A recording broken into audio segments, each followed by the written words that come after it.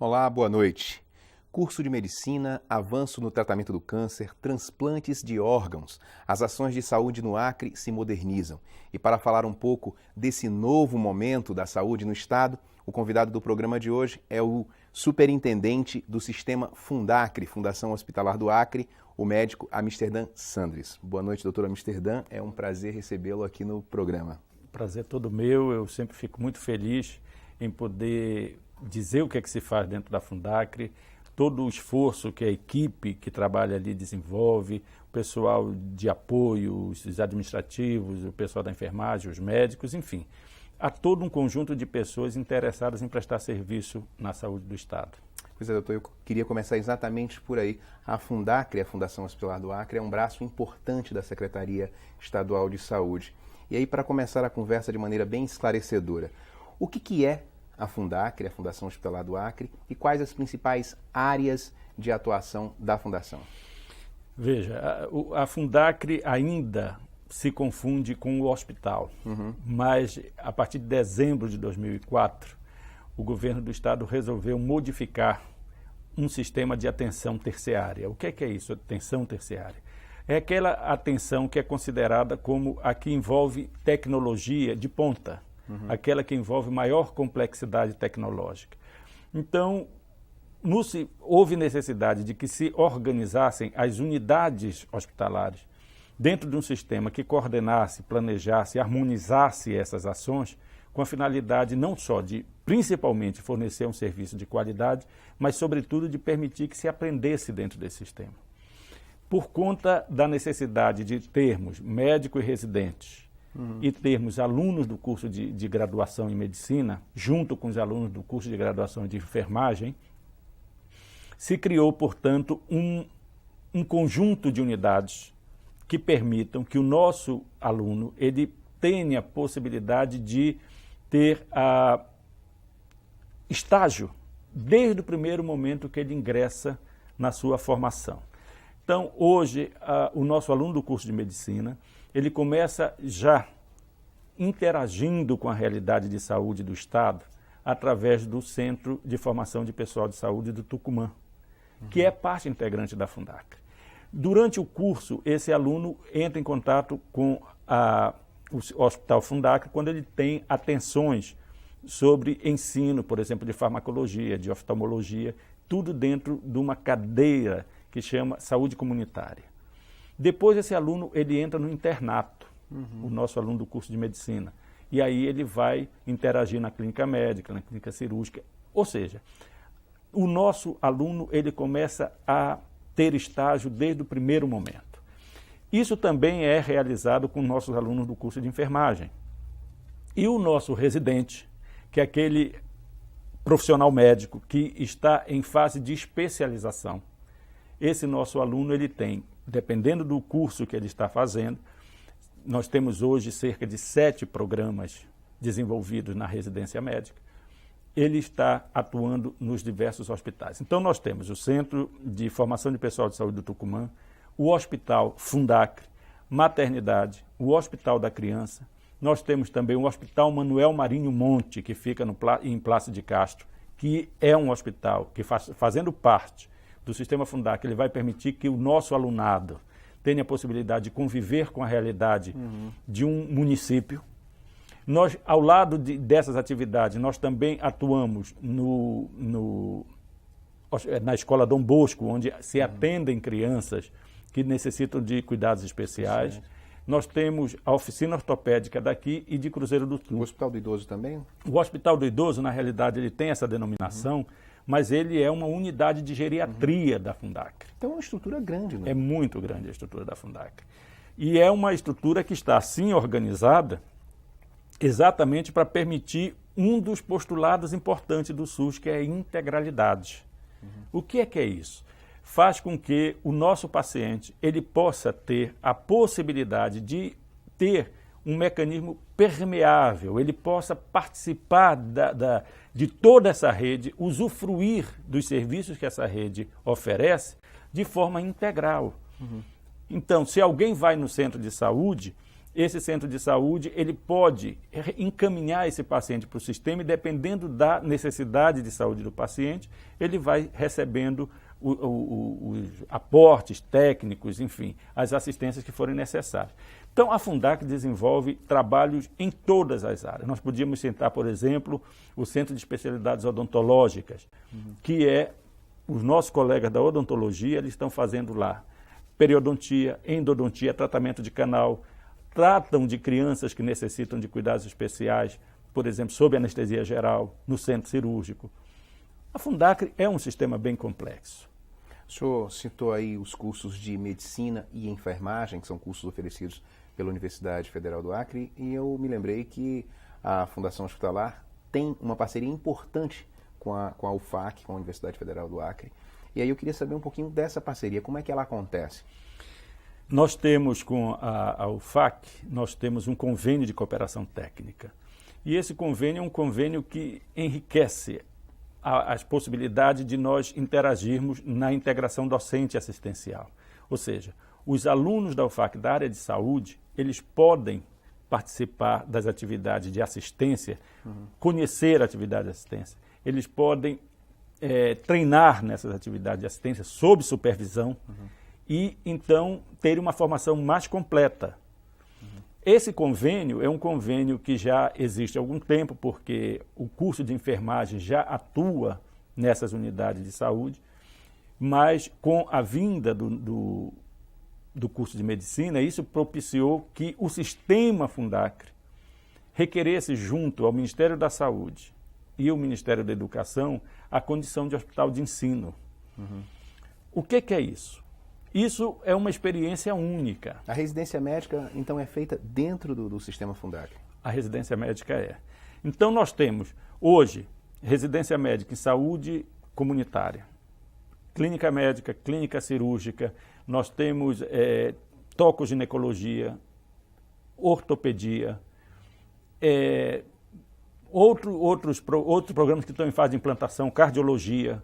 Então, são todos programas que usufruem exatamente dessa estrutura. Mas isso tem um efeito sobre a assistência que é espetacular, porque o nosso paciente, ele é muito melhor atendido. Isso já é considerado como uma característica do hospital de ensino, que o paciente, ele recebe uma atenção muito mais apurada.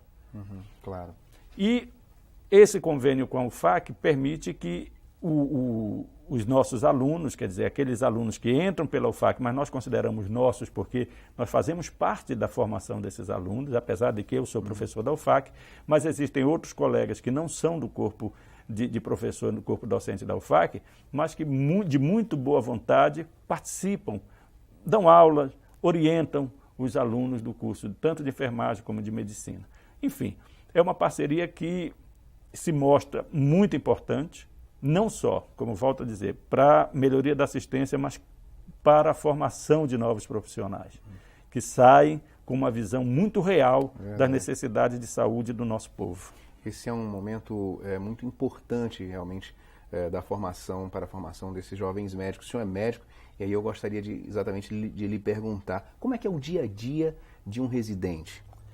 Veja, os residentes eles são obrigados a trabalhar 60 horas semanais. Ou seja, eles têm uma carga horária em que eles têm atividades ambulatoriais, se for uma especialidade cirúrgica, eles têm atividades de cirurgia, e a maioria dos programas hoje de residência médica estão pautados em 3 anos. Então, após os 6 anos de medicina, o médico ele faz mais 3 de residência e, dependendo de se ele precisar fazer uma subespecialidade, ele faz mais 2 anos. Então, a formação médica hoje, ela prevê, ou seja, um aluno que entra no curso de medicina, ele sabe que ele vai passar, antes de entrar no mercado de trabalho, cerca de 5 anos em formação. Então, é uma formação que cada vez se exige mais, para que a atenção ao paciente seja mais segura, porque a incorporação de tecnologias envolve risco também. Claro. Então, quanto mais tecnologia se incorpora na atenção do paciente, mais se exige que este técnico, este médico, esse profissional, ele domine essa tecnologia e ele possa com segurança aplicar essa tecnologia em cada caso que se lhe apresentar. Agora, o que mais importa, eu acho que vale muito a pena a gente ressaltar, que tecnologia não é necessariamente equipamento. Tecnologia é conhecimento. Então se diz, ora, quando eu vou no centro de saúde, então ali não existe tecnologia? Claro que existe tecnologia. A tecnologia que se aplica num centro de saúde é uma tecnologia de alta complexidade, apesar de que se reserva esse nome para as tecnologias em que as pessoas veem aparelhos complicados, etc. Mas nós temos ressaltado muito que o colega, o médico que está atendendo no centro de saúde, ele é a peça talvez mais importante de todo o sistema. Porque se nós tomarmos por base que dentro do centro de saúde se pode resolver cerca de 80% dos problemas de saúde, você imagina o nível de conhecimento, de percepção, o nível de atenção que o médico que está no centro de saúde é capaz de ter para identificar cada uma das facetas do problema do paciente. Então, é um colega que é de uma importância fundamental, porque na medida em que esses problemas vão sendo resolvidos nesse nível, esses problemas deixam de ser atendidos no outro nível com mais dificuldade, porque ele já chega com mais complicações. Então, nós temos sempre ressaltado a necessidade que se mude esse conceito de que o médico que está no hospital é aquele médico que detém maior conhecimento. Não é. Ele detém conhecimento sobre determinada área importante da medicina. Mas o colega que está no centro de saúde é um colega que detém uma formação muito complexa também. Ele é capaz de, pela sua sensibilidade, pelo seu conhecimento, ele é capaz de identificar coisas que às vezes o paciente nem relata. Sem dúvida. Doutor, o fato de existir já um curso de medicina no Acre, isso já tem ajudado a suprir as nossas necessidades, quer dizer, a suprir as nossas carências? Ainda não, nós não formamos ainda a primeira turma. Mas nós temos certeza que o curso de medicina do Acre, até pelas suas características, até pela forma como ele foi concebido, a forma cuidadosa como ele foi implantado, que é preciso que se veja que como se formou o curso de medicina no Acre. Foi primeiro necessário que se colocasse a residência médica, para criar dentro dos hospitais um ambiente de ensino organizado.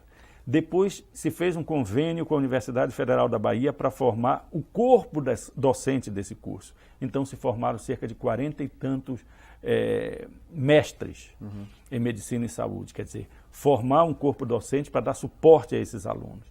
E depois então se criou o curso de medicina. Agora veja, esse curso de medicina não é apenas um curso de medicina, é um curso de medicina voltado para a realidade do Estado. E não se forma médicos como alguém irresponsavelmente disse, o curso de medicina do Acre vai formar médico que só serve para o Acre. Não, não, não. Porque, na realidade, o que se forma hoje aqui no Acre é o médico que está pronto para atuar no sistema de saúde do Brasil. Não foi o Acre que criou o SUS. O SUS exige um tipo de intervenção profissional que precisa ter essa característica de conhecimento da realidade da comunidade. O aluno precisa interagir com o paciente, com aquele que vem em busca da sua atenção à saúde, mas ele precisa ter uma noção desse mecanismo saúde e doença. Coisa que, por exemplo, nós, na nossa formação tradicional, não víamos. Eu me lembro que, quando nós começamos a estudar, nós passávamos 3 anos praticamente fazendo o que se chamava de cadeiras básicas, de morfologia, fazia histologia, citologia, anatomia, depois fazia fisiologia. Quando chegava no 3º ano, que a gente ia começar a estudar propedêutica para entrar em contato com o paciente já doente. Hoje não.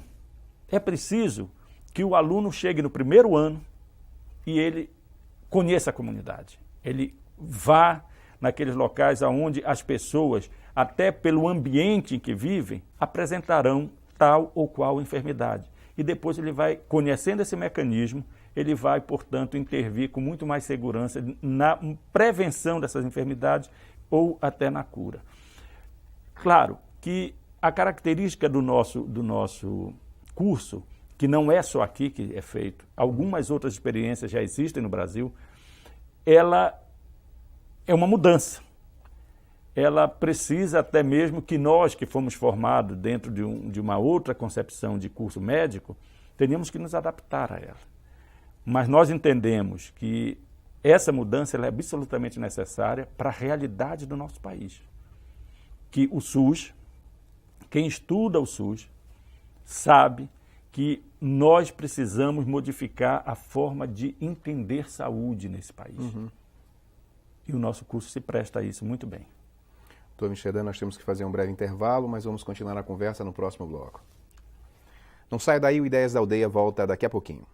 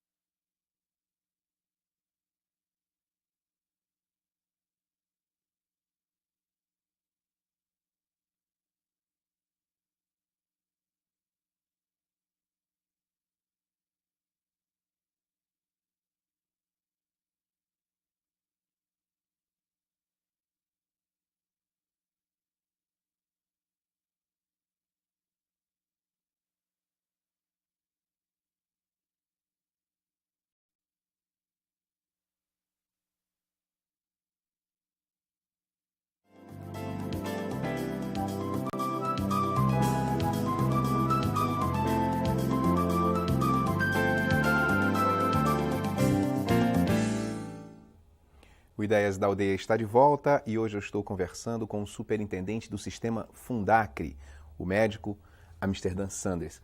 Doutor Amsterdã, a Fundacre foi muito criticada exatamente pela demora do atendimento que gerava aí as famosas filas, né, para o atendimento. Isso tem mudado? Isso mudou.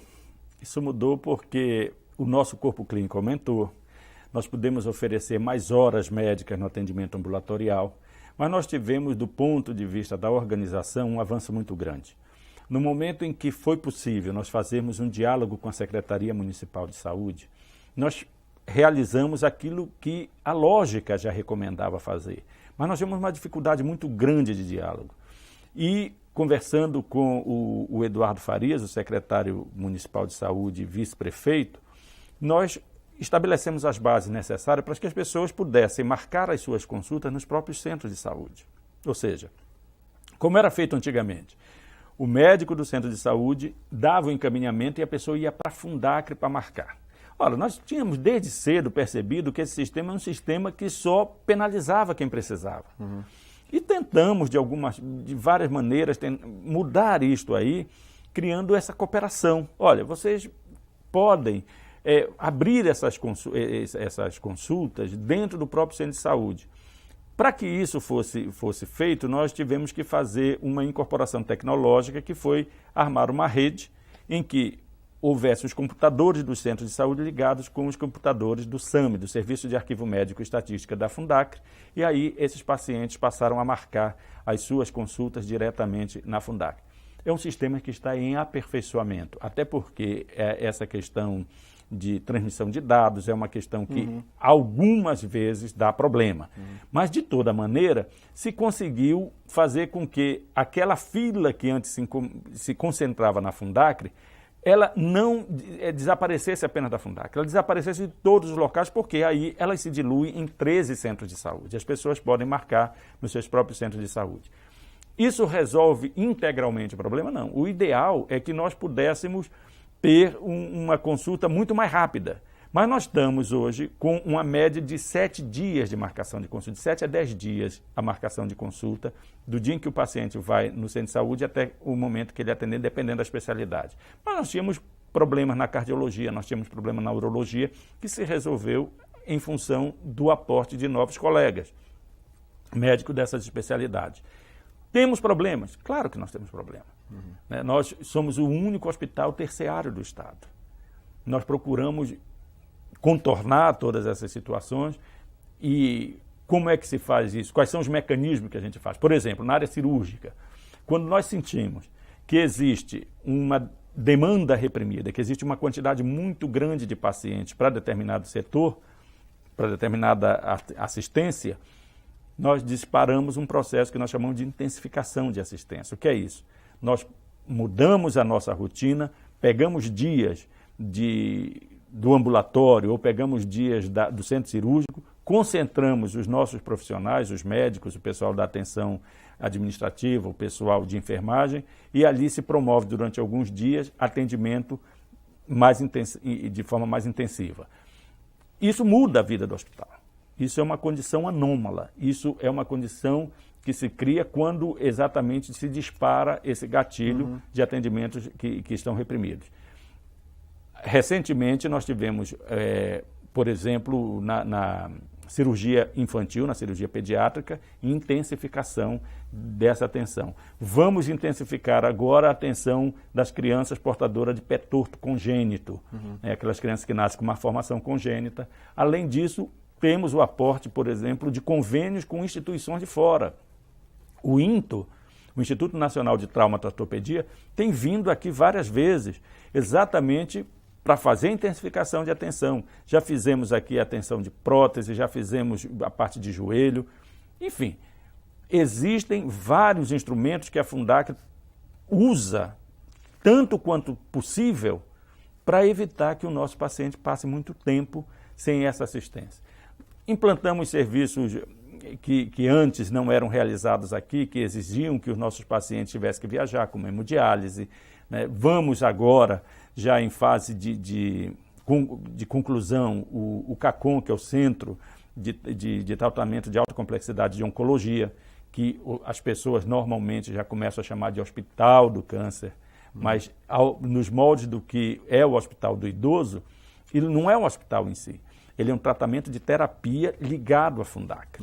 Então, são todas essas incorporações de novos serviços que muitas vezes as pessoas não sabem o esforço que se faz para que eles sejam realizados aqui, né?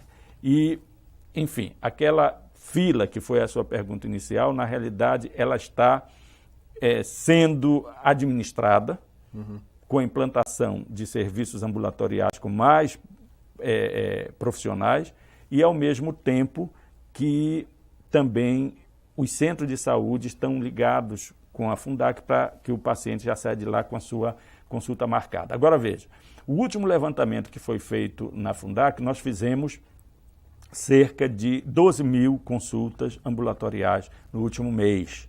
Se nós dividirmos isso por 22 dias úteis, no mês de março, apesar de nós termos tido no dia 8 de março feriado, etc., nós vamos encontrar em torno de 500 e poucas consultas dia.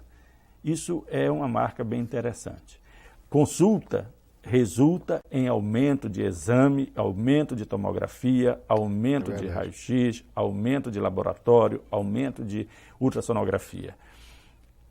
Nessas áreas, nós precisamos melhorar com a vinda de mais equipamentos. O nosso tomógrafo, que é um tomógrafo que já tem mais de 15 anos, ele não suporta mais o volume de exames que ele tem que fazer.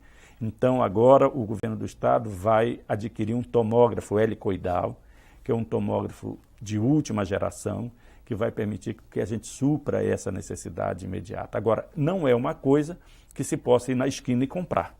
Claro. Um tomógrafo desse, ele está avaliado em torno de $800 mil a $1 milhão. Então, é um aporte de recurso importante, né? Um tomógrafo bom. E é isso que a gente quer para cá. Agora, o Acre está entrando, doutor Amsterdã, na era dos transplantes. O que isso significa para a medicina no estado?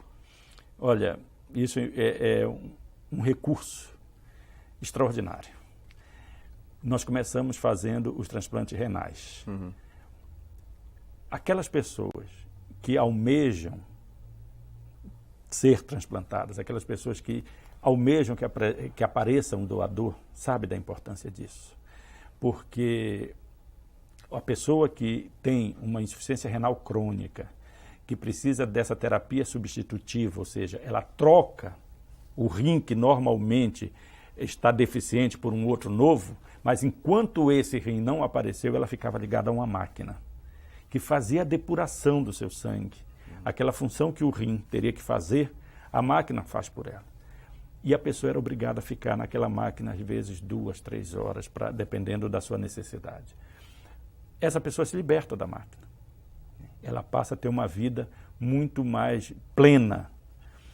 Só isso justifica o esforço que se fez de fazer o primeiro transplante aqui, de se constituir a equipe. Essa constituição da equipe fez com que o Acre fosse cadastrado no Sistema Nacional de Transplante. E com isso se vai poder, já temos colegas aqui habilitados, para fazer transplante de córnea. E mais, fazer captação de órgãos. O que seria isso? O que seria a captação de órgãos, doutor? Ou seja, a captação de órgãos é quando existe, autorizado pelo governo federal, a possibilidade de uma equipe, diante de uma situação de morte encefálica, retirar órgãos para fazer transplante.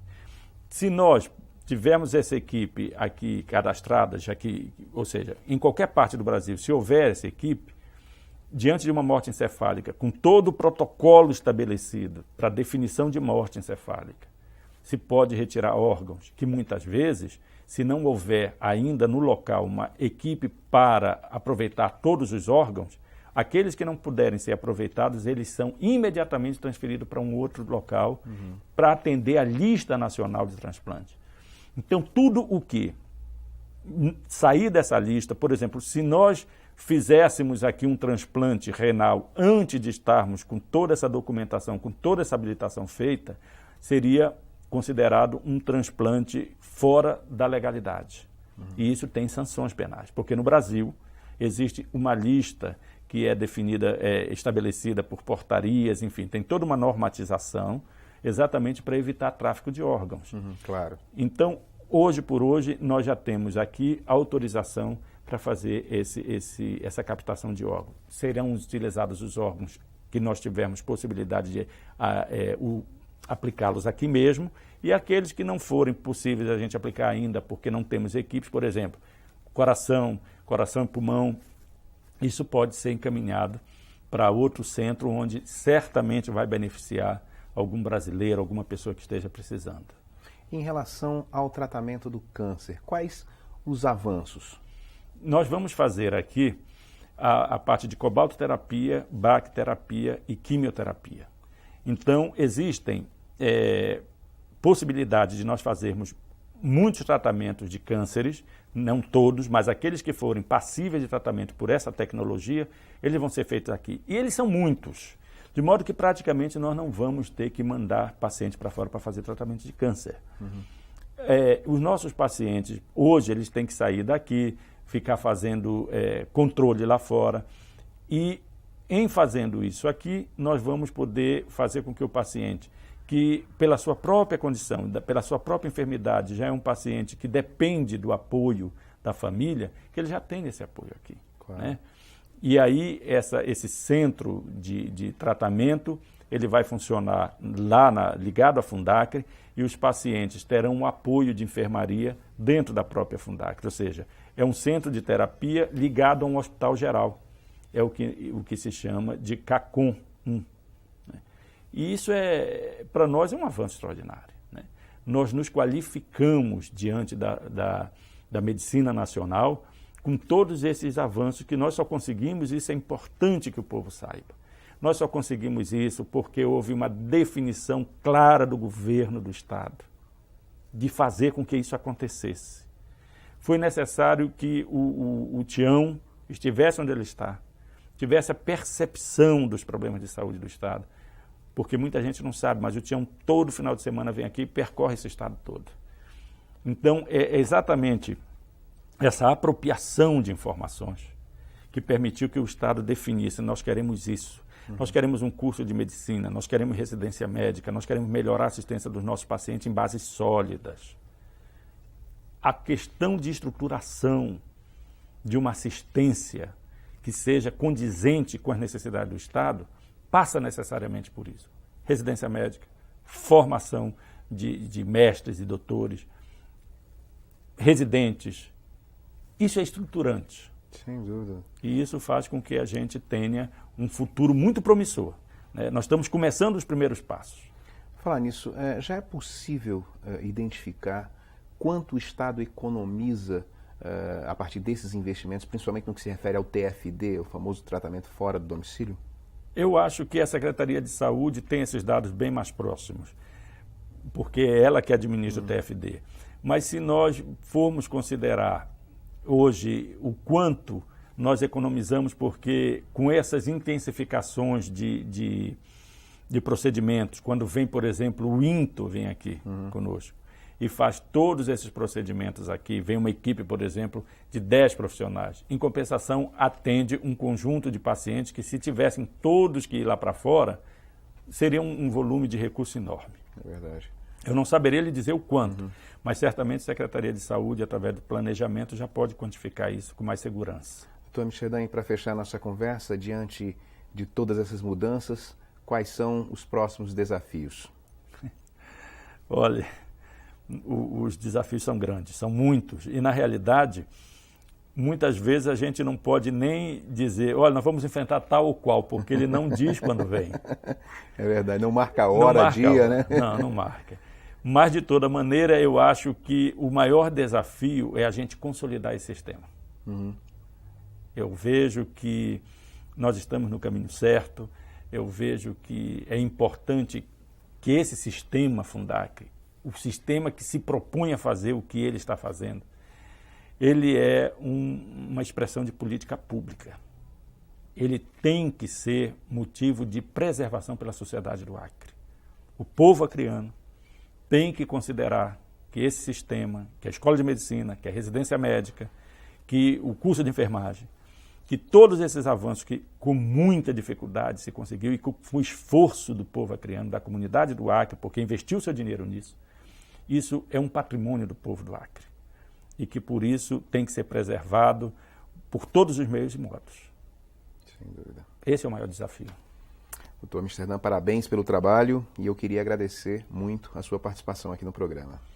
Eu que agradeço e a oportunidade que se me apresenta de dizer o que é a Fundacre, eu tenho que usá-las todas, porque tem muita gente que ainda não sabe o que se faz ali. Muito obrigado. Então fica aqui o convite para voltar mais vezes, doutor. Obrigado, virei. Bom, e o Ideias da Aldeia de hoje fica por aqui. A você em uma das 22 cidades do Acre que nos acompanhou até agora, obrigado pela companhia e até a próxima.